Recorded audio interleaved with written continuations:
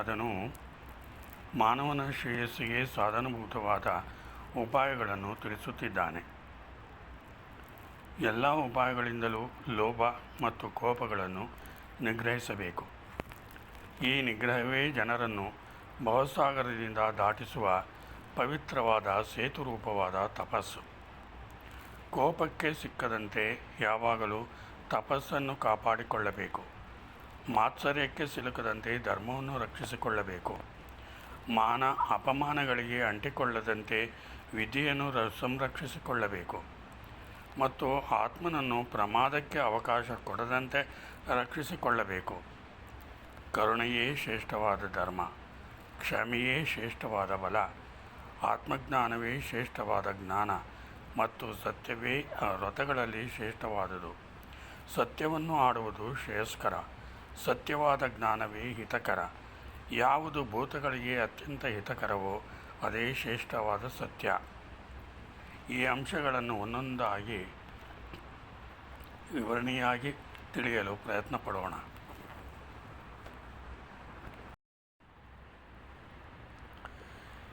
ಎಲ್ಲ ಉಪಾಯಗಳಿಂದಲೂ ಲೋಭ ಮತ್ತು ಕೋಪಗಳನ್ನು ನಿಗ್ರಹಿಸಬೇಕು. ಈ ನಿಗ್ರಹವೇ ಜನರನ್ನು ಭವಸಾಗರದಿಂದ ದಾಟಿಸುವ ಪವಿತ್ರವಾದ ಸೇತುರೂಪವಾದ ತಪಸ್ಸು. ಈ ಅಂಶವನ್ನು ನೋಡೋಣ. ಮನುಷ್ಯನು ತನ್ನ ಆತ್ಮಸ್ವರೂಪವನ್ನು ತಿಳಿಯಲು ಪ್ರಯತ್ನಿಸಿ ಅದರಿಂದ ಸಿದ್ಧಿಯನ್ನು ಪಡೆದು, ಅಂದರೆ ಭಗವಂತನ ಸ್ವರೂಪ ಚಿಂತನೆಯ ಯೋಗ್ಯತೆಯನ್ನು ಸಂಪಾದಿಸಿ, ನಂತರ ತನ್ನನ್ನು ಈ ಮಾಯಾಗುಣಗಳ ಪ್ರಭಾವದಿಂದ ಹೇಗೆ ರಕ್ಷಿಸಿಕೊಳ್ಳಬೇಕು ಎಂಬುದನ್ನು ಧರ್ಮವ್ಯಾದನು ತಿಳಿಸಲು ಹೊರಟಿದ್ದಾನೆ. ಎಲ್ಲ ಉಪಾಯಗಳಿಂದಲೂ ಲೋಭ ಮತ್ತು ಕೋಪಗಳನ್ನು ನಿಗ್ರಹಿಸಬೇಕು. ಭಗವಂತನು ಗೀತೆಯಲ್ಲಿ ಹೇಳಿರುವಂತೆ ಬಯಕೆಗಳು, ಅಂದರೆ ಕಾಮನೆಗಳು, ಆಸೆ ಆಕಾಂಕ್ಷೆಗಳು, ಕ್ರೋಧ, ಲೋಭಗಳೇ ಮಾನವನ ಪರಮಶತ್ರುಗಳು. ಹೇಗೆಂದರೆ ಧರ್ಮವಿರುದ್ಧವಾದ ಎಲ್ಲ ರೀತಿಯ ಬಯಕೆಗಳು ಕರ್ತೃವನ್ನು ನರಕಕ್ಕೆ ತಳ್ಳುವುದರಲ್ಲಿ ಸಂದೇಹವೇ ಇಲ್ಲ. ಜಗತ್ತಿನ ವ್ಯಾಪಾರದ ತತ್ವ ತಿಳಿಯದ ಅಜ್ಞಾನಿಯೇ ಧರ್ಮ ವಿರೋಧಿಯಾಗುತ್ತಾನೆ. ಸ್ವೇಚ್ಛಾಚಾರಿಯಾಗಿ ಮನಸ್ಸಿನ ಮೇಲೆ ಹತೋಟಿ ಸಾಧಿಸಲು ಸಾಧ್ಯವಾಗದೆ ಮನಬಂದಂತೆ ನಡೆದು ನಾನಾ ಬಗೆಯ ಕೋರಿಕೆಗಳಿಗೆ ಗುಲಾಮನಾಗುತ್ತಾನೆ.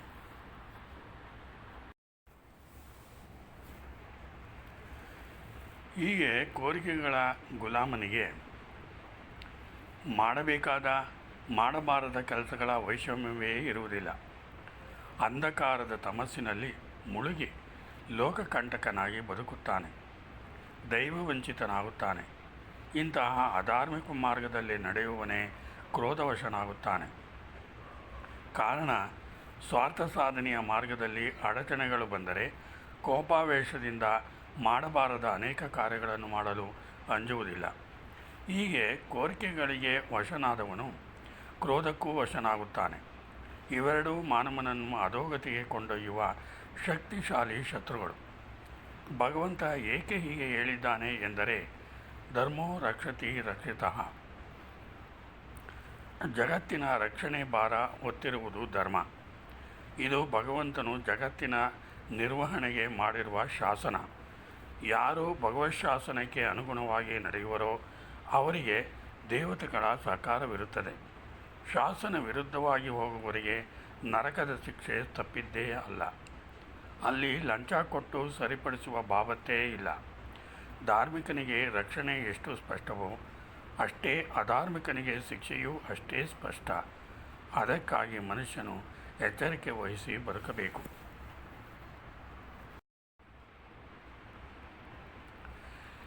ಈ ನಿಗ್ರಹವೇ ಜನರನ್ನು ಭವಸಾಗರದಿಂದ ದಾಟಿಸುವ ಪವಿತ್ರವಾದ ಸೇತುರೂಪವಾಗಿದೆ.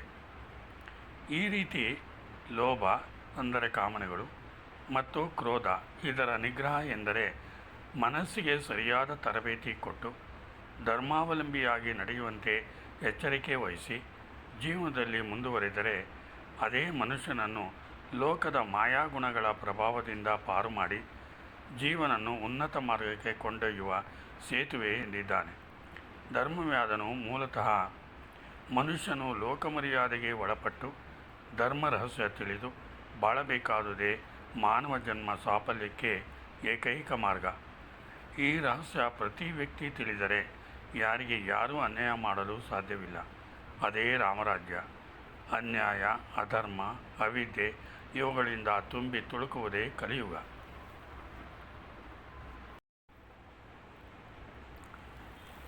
ಕೋಪಕ್ಕೆ ಸಿಕ್ಕದಂತೆ ಯಾವಾಗಲೂ ತಪಸ್ಸನ್ನು ಕಾಪಾಡಿಕೊಳ್ಳಬೇಕು.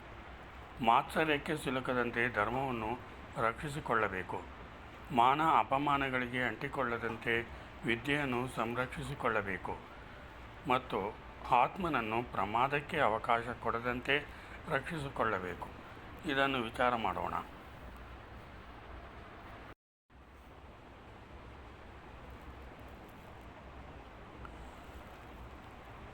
ಕೋಪಕ್ಕೆ ಸಿಕ್ಕದಂತೆ ಯಾವಾಗಲೂ ತಪಸ್ಸನ್ನು ಕಾಪಾಡಿಕೊಳ್ಳಬೇಕು. ತಪಸ್ಸು ಎಂದರೆ ಮನಸ್ಸಿನ ನಿಗ್ರಹವೇ ದೊಡ್ಡ ತಪಸ್ಸು. ಮನಸ್ಸಿಗೆ ಸರಿಯಾದ ತರಬೇತಿ ಕೊಟ್ಟು ಅಭ್ಯಾಸ ಮಾಡಿಸಿ ಅಧರ್ಮದ ಹಾದಿ ತುಳಿಯದಂತೆ ಮಾಡುವುದೇ ತಪಸ್ಸಿನ ಗುರಿ.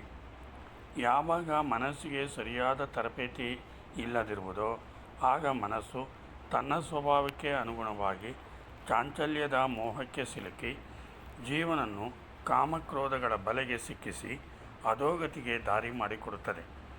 ಅದಕ್ಕಾಗಿಯೇ ಇಲ್ಲಿ ಧರ್ಮವ್ಯಾಧನು ಮನಸ್ಸು ಕ್ರೋಧಕ್ಕೆ ವಶವಾಗದಂತೆ ಎಚ್ಚರಿಕೆ ವಹಿಸಿ ನಡೆಯಲು ಸೂಚಿಸಿದ್ದಾನೆ.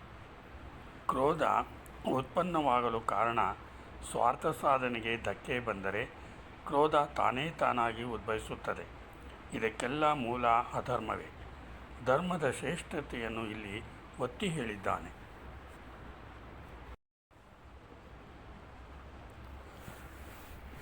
ಮಾತ್ಸರ್ಯಕ್ಕೆ ಸಿಲುಕದಂತೆ ಧರ್ಮವನ್ನು ರಕ್ಷಿಸಿಕೊಳ್ಳಬೇಕು. ಕಾಮ, ಕ್ರೋಧ, ಲೋಭ, ಮೋಹ, ಮದ, ಮಾತ್ಸರ್ಯ ಇವು ಮಾನವನ ಆಂತರಿಕ ಶತ್ರುಗಳು ಎಂದು ನಮ್ಮ ಪುರಾಣ ಇತಿಹಾಸಗಳು, ಮಹಾತ್ಮರು, ಜ್ಞಾನಿಗಳು ಅನಾದಿಯಾಗಿ ಮಾನವನ ಶ್ರೇಯಸ್ಸಿಗಾಗಿ ಸಾರಿಕೊಂಡು ಬಂದಿದ್ದಾರೆ. ಆದರೆ ಈ ಆಧುನಿಕ ಮಾನವನು ಈ ಶತ್ರುಗಳನ್ನೇ ತನ್ನ ಆತ್ಮೀಯ ಬಂಧುಗಳಂತೆ ಪೋಷಿಸುತ್ತಿದ್ದಾನೆ. ಇದರ ಪರಿಣಾಮವಾಗಿ ಜೀವನವನ್ನು ನರಕಪ್ರಾಯವಾಗಿ ಅನುಭವಿಸುತ್ತಿದ್ದಾನೆ. ಇಂದಿನ ಮಾನವನ ಬುದ್ಧಿಮಟ್ಟ ಕೇವಲ ಬಾಹ್ಯ ವಿಷಯಗಳ, ಬಾಹ್ಯ ವಸ್ತುಗಳ ಸಂಗ್ರಹಕ್ಕಷ್ಟೇ ಮೀಸಲಾಗಿದೆ.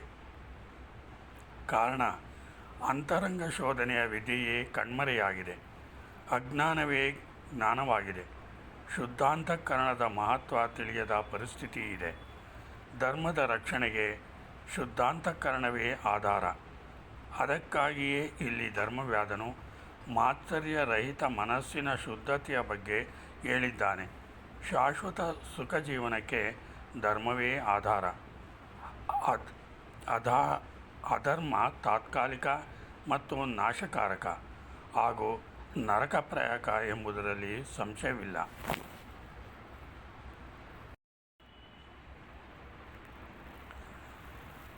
ಮಾನ ಅಪಮಾನಗಳಿಗೆ ಅಂಟಿಕೊಳ್ಳದಂತೆ ವಿದ್ಯೆಯನ್ನು ಸಂರಕ್ಷಿಸಿಕೊಳ್ಳಬೇಕು. ಪ್ರತಿಯೊಬ್ಬರ ಜೀವನದಲ್ಲೂ ಮಾನ ಅವಮಾನ, ಸುಖ ದುಃಖ, ಆದಿ ವ್ಯಾಧಿ ಇತ್ಯಾದಿ ದ್ವಂದ್ವಗಳು ಸಹಜ. ಕಾರಣ ಈ ಶರೀರವು ಸುಖ ದುಃಖಾದಿ ಭೋಗಾಪವರ್ಗಗಳನ್ನು ಅವರವರ ಕರ್ಮ ಫಲಾನುಸಾರವಾಗಿ ಅನುಭವಿಸುವ ಸಲುವಾಗಿಯೇ ನಾನಾ ಆಕಾರದಲ್ಲಿ ಉತ್ಪತ್ತಿಯಾಗಿರುತ್ತದೆ. ಈ ರಹಸ್ಯ ಕೇವಲ ಜ್ಞಾನಿಗೆ ಮಾತ್ರ ತಿಳಿದಿರುತ್ತದೆ. ಜೀವನದ ಅಗೋಚರ ರಹಸ್ಯವನ್ನು ಭೇದಿಸಿ ತಿಳಿದು ಅನುಭವದಿಂದ ಕಂಡುಕೊಂಡು ದ್ವಂದ್ವಗಳ ಹಿಡಿತಕ್ಕೆ ಸಿಲುಕಿಕೊಳ್ಳದೆ ತನ್ನನ್ನು ತಾನು ರಕ್ಷಿಸಿಕೊಳ್ಳುವ ಉಪಾಯವನ್ನು ತಿಳಿದು ಬಾಳುವುದೇ ವಿದ್ಯಾವಂತನ ಲಕ್ಷಣ. ಅಂತಹ ವಿದ್ಯಾವಂತನಿಗೆ ಇಡೀ ಪ್ರಪಂಚದ ಎಲ್ಲ ರೀತಿಯ ಆಗುಹೋಗುಗಳ ರಹಸ್ಯ ಸ್ಪಷ್ಟವಾಗಿ ಗೋಚರಿಸುತ್ತದೆ. ಆಗ ಜಗತ್ತಿನ ಎಲ್ಲ ಜೀವಜಾತಗಳಲ್ಲೂ ಭೇದ ಭಾವ ಕಾಣುವುದಿಲ್ಲ. ಎಲ್ಲ ಒಂದೇ ಶಕ್ತಿ ಸ್ವರೂಪದ ತುಣುಕುಗಳು ಎಂಬ ಸ್ಪಷ್ಟ ಅನುಭವ ಮನಸ್ಸಲ್ಲಿ ಮೂಡುವುದರಿಂದ ಅವನು ಜಗತ್ತಿನ ಎಲ್ಲ ಆಗುಹೋಗುಗಳ ಬಗ್ಗೆ ತಲೆ ಕೆಡಿಸಿಕೊಳ್ಳದೆ ಸದಾ ಪ್ರಶಾಂತ ಚಿತ್ತನಾಗಿ ಆನಂದಮಯ ಜೀವನಕ್ಕೆ ಭಾಗಿಯಾಗುತ್ತಾನೆ. ಇಲ್ಲಿ ಧರ್ಮವ್ಯಾಧನು ಈ ಪ್ರಶಾಂತತೆಯನ್ನೇ ತಿಳಿ ಹೇಳಿದ್ದಾನೆ. ಇದೇ ನಿಜವಾದ ವಿದ್ಯೆ. ಆದರೆ ಈಗ ವಿದ್ಯೆಯ ಹೆಸರಿನಲ್ಲಿ ಅರಿಷಡ್ ವರ್ಗಗಳ ಪುಷ್ಟೀಕರಣ, ಅಜ್ಞಾನದ ಪರಮಾವಧಿ ಇದು ವಿದ್ಯೆಯಾಗಿದೆ. ಇದು ಭಾರತೀಯರ ದೌರ್ಭಾಗ್ಯವೇ ಸರಿ.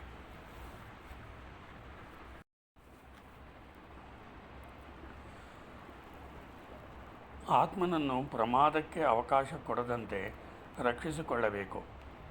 ಇಲ್ಲಿ ಧರ್ಮವ್ಯಾಧನು ಅತ್ಯಂತ ಅವಶ್ಯಕವಾದ ಮಾತನ್ನು ಹೇಳುತ್ತಿದ್ದಾನೆ.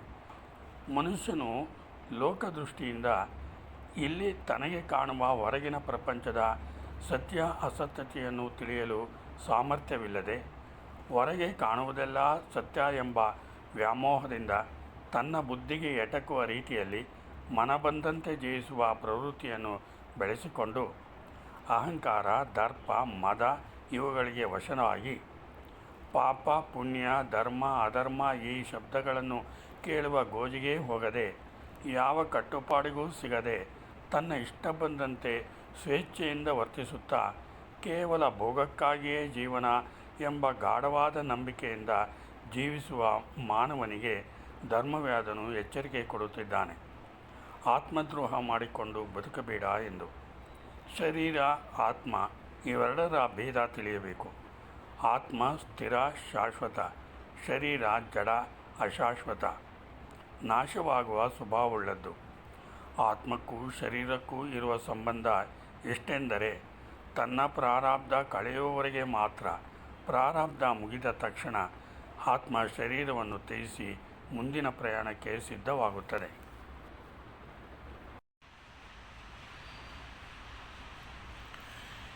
ಇಲ್ಲಿ ಪ್ರಾರಬ್ಧ ಎಂದರೆ ಏನು ತಿಳಿಯೋಣ.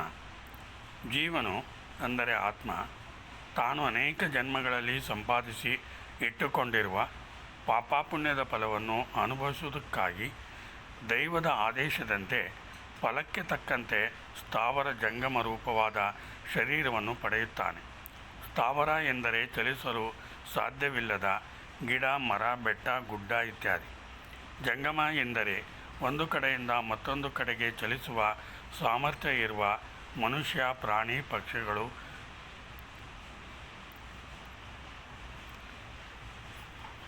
ಯಾವ ಯಾವ ಜೀವ ಎಷ್ಟೆಷ್ಟು ಪಾಪ ಪುಣ್ಯದ ರಾಶಿ ಪಡೆದಿರುತ್ತದೆಯೋ ಅದಕ್ಕೆ ತಕ್ಕಂತೆ ಪಾಪದ ಅಂಶ ಹೆಚ್ಚಾಗಿದ್ದರೆ ಪ್ರಾಣಿ, ಪಶು, ಪಕ್ಷಿ ಇತ್ಯಾದಿ ಹೀನ ಶರೀರದಲ್ಲಿ ಬಂಧನ. ಪಾಪ ಪುಣ್ಯ ಸಮವಾಗಿದ್ದರೆ ಮನುಷ್ಯ ಶರೀರದಲ್ಲಿ ಬಂಧನ. ಅದಕ್ಕಾಗಿಯೇ ಮನುಷ್ಯನು ಜೀವನದ ಉದ್ದಕ್ಕೂ ಸುಖ ದುಃಖಗಳನ್ನು ಅನುಭವಿಸುತ್ತಲೇ ಇರುತ್ತಾನೆ. ಪುಣ್ಯದ ಫಲವು ಸುಖ, ಪಾಪದ ಫಲವು ದುಃಖ. ಇದೇ ಜೀವನ. ಪುಣ್ಯದ ಫಲವು ಹೆಚ್ಚಾಗಿದ್ದರೆ ದೇವತಾ ಶರೀರದಲ್ಲಿ ಬಂಧನ, ಭೋಗ ಜೀವನಕ್ಕೆ ಮಾರ್ಗ. ಇದೇ ಆತ್ಮ ಅಥವಾ ಜೀವಿಯ ರಹಸ್ಯ. ಪ್ರಮಾದಕ್ಕೆ ಅವಕಾಶ ಕೊಡದಂತೆ ರಕ್ಷಿಸಿಕೊಳ್ಳಬೇಕು ಎಂದಿದ್ದಾನೆ. ಪ್ರಮಾದ ಎಂದರೆ ಅಪಾಯಕ್ಕೆ ಗುರಿಯಾಗುವುದು. ಸರಿಯಾದ ತಿಳುವಳಿಕೆ ಇಲ್ಲದೆ ದುರ್ಮಾರ್ಗಿಗಳ ಸಂಘದಿಂದ ಅಧಾರ್ಮಿಕ ಮಾರ್ಗದಲ್ಲಿ ನಡೆಯುವನೇ ಆತ್ಮದ್ರೋಹ ಮಾಡಿಕೊಂಡು ಪ್ರಮಾದಕ್ಕೆ ಗುರಿಯಾಗುತ್ತಾನೆ. ಸದಾ ಸತ್ಪುರುಷರ ಸಂಘದಲ್ಲಿ ಇದ್ದರೆ ಧಾರ್ಮಿಕನಾಗಿ ಬದುಕಲು ಅವಕಾಶವಾಗುತ್ತದೆ. ಅದನ್ನೇ ಇಲ್ಲಿ ಎಚ್ಚರಿಕೆ ಕೊಡುತ್ತಿದ್ದಾನೆ.